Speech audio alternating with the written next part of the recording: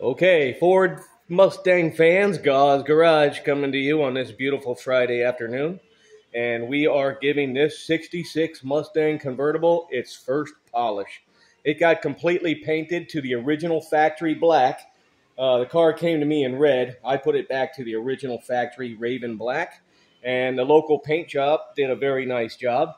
But that was about a year ago, and after assembly of the car, it has a nice film of contaminants on it. So I gave it just a light polish. I didn't need to dig into it. And what I did is I used a wax pad, but I used Turtle Wax Color Magic black polish for black cars. And that combination seemed real nice after I clay barred the thing. I've gone over it with the buffer, and the paint is really screaming. This is not a concourse paint job by any means of the imagination, but you could never be disappointed with that.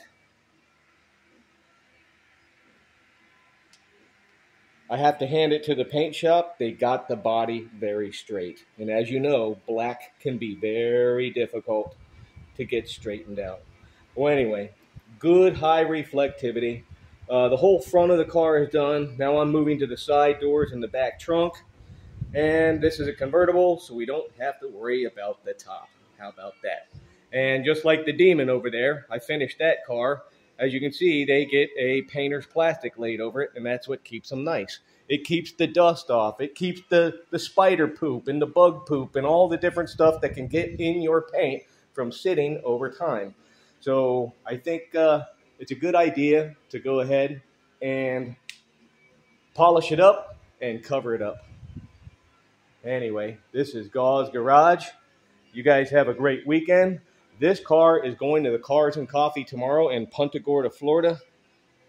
And here we go.